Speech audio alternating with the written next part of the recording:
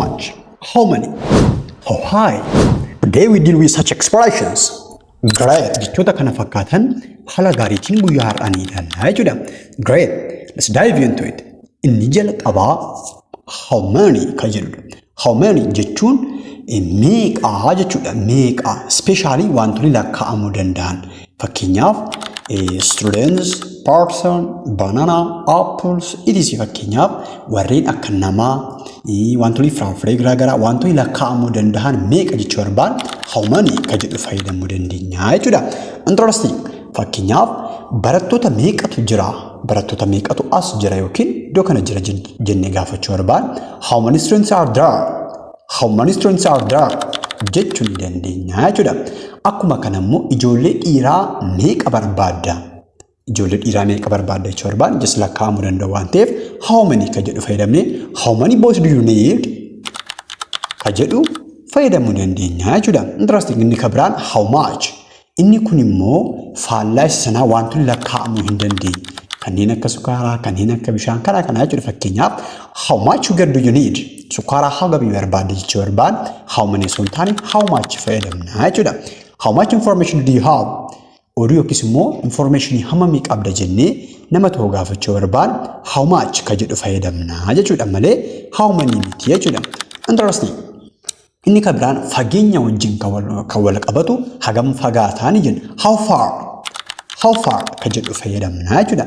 Fakkeenyaaf how far is the school? How far is the school? Manni barnootaa hagam fagaata jechuu yoo barbaan how far is the school jechuu ni dandeenya jechuudha. Buufanni konkolaataa yookiis iddoo konkolaataan dhaabbatu hagam fagaata jechuu barbaan how far is the bus station? How far is the bus station jechuu ni dandeenya jechuudha. Interesting. Mee isin immoo hospitaalli asirraa hagam fagaata jennee nama tokko gaafachuu yoo barbaan afaan Ingiliffaatiin maal akka jennu deebii keessan komentii nuuf kaa'a. Inni kan biraan yeroo wajjin kan wal qabatu hagamii yeroo hagamii fudhataa ni jenna. How long? How long kan jedhu fayyadamuu dandeenya jechuudha. Isa kanaaf immoo fakkeenyaaf balalliin xiyyaaraa hagamii yeroo hagamiitti fudhata jechuu barbaan how long will the flight take? How long will the flight take? Yeroo hagamiitti fudhata balallii kana jechuu barbaan akkana jechuu dandeenya jechuudha. Inni kan biraan immoo bakka sana ga'uudhaaf yeroo hagamiitti fudhata yookiis immoo hagamii fudhata jechuu barbaan how long does it take to arrive there? How long does it take to arrive there? How long kan jedhu kana fayyadamne akkana jechuu ni dandeenya jechuudha. Interesting. Mee isin immoo dalagaa kana fixuuf yeroo hangamiinatti fudhata jennee nama tokko gaafachuu yoo barbaan afaan Ingiliffaatiin maal akka jennu deebii keessan komentii jala nuuf kaa'a. Interesting. Inni kan biraan immoo hagam ol dheerata yookiin ol fagaata fageenya keessumaa asii olii jechuudha. How high?